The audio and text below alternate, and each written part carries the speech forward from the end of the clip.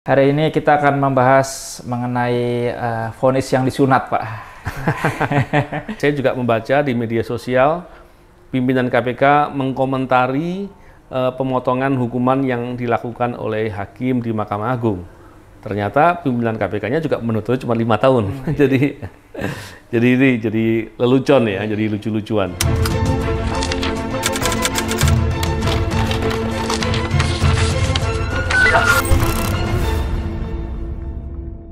Assalamualaikum warahmatullahi wabarakatuh. Selamat siang, salam integritas anti korupsi.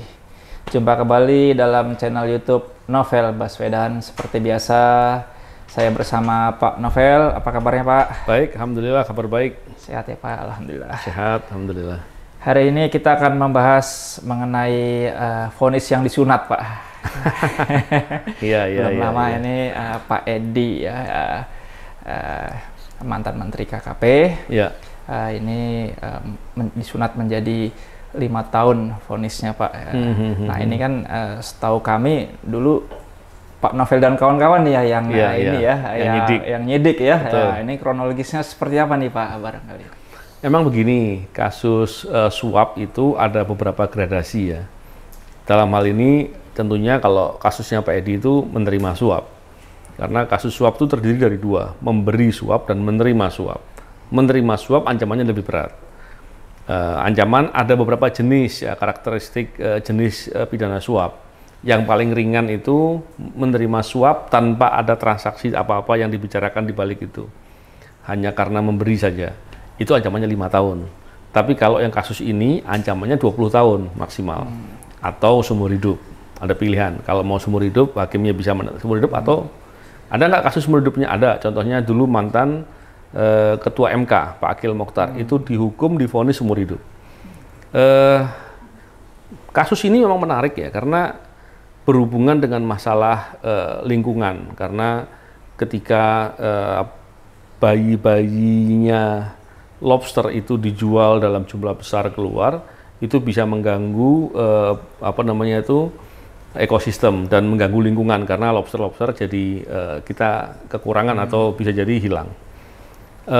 Terkait dengan ini memang prosesnya berjalan dan kemudian diberikan vonis seingat saya 5 tahun, banding kena 9 tahun, maka Mahkamah Agung dijadikan 5 tahun lagi, dikurangi atau dipotong 4 tahunnya ya. Dan ini menjadi pembicaraan. Memang terkait dengan kasus ini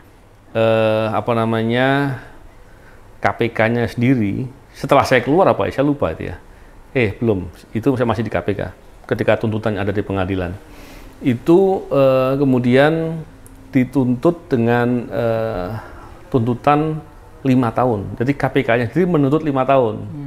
Jadi memang itu menarik ya, karena saya juga membaca di media sosial pimpinan KPK mengkomentari pemotongan hukuman yang dilakukan oleh hakim di Mahkamah Agung. Ternyata pimpinan KPK-nya juga menuntut cuma 5 tahun. jadi lelucon ya, jadi lucu-lucuan.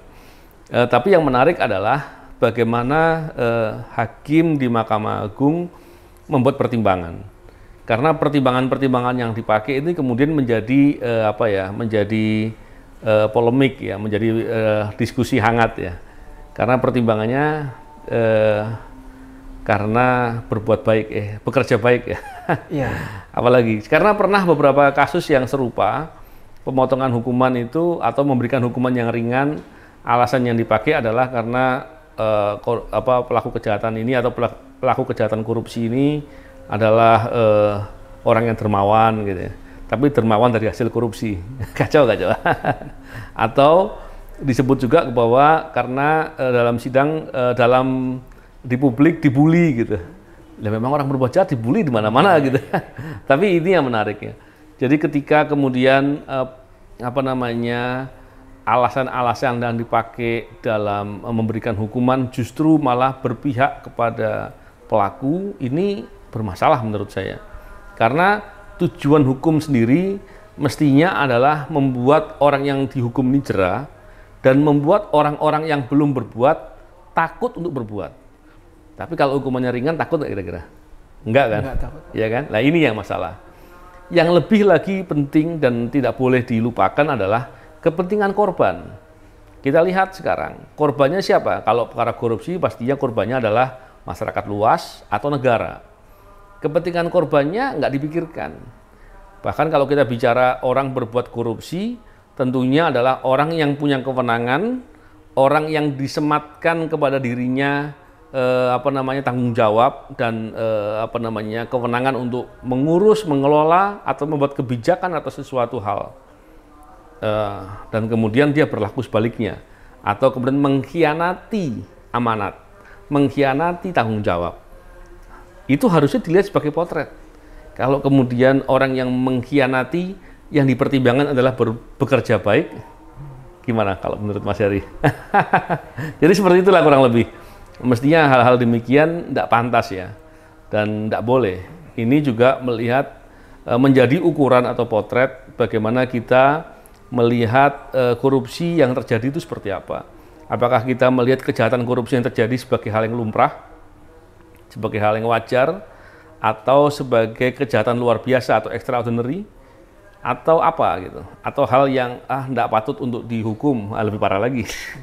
Jadi kurang lebih seperti itu, Mas Hari. Kalau terkait dengan alasan-alasan unik yang tadi Bapak sebutkan ya Pak, ya, kalau boleh tahu itu sebelum-sebelumnya hukum di Indonesia ada nggak sih Pak alasan-alasan seperti itu Pak? Ya, saya bukan pemerhati hukum dengan detail ya.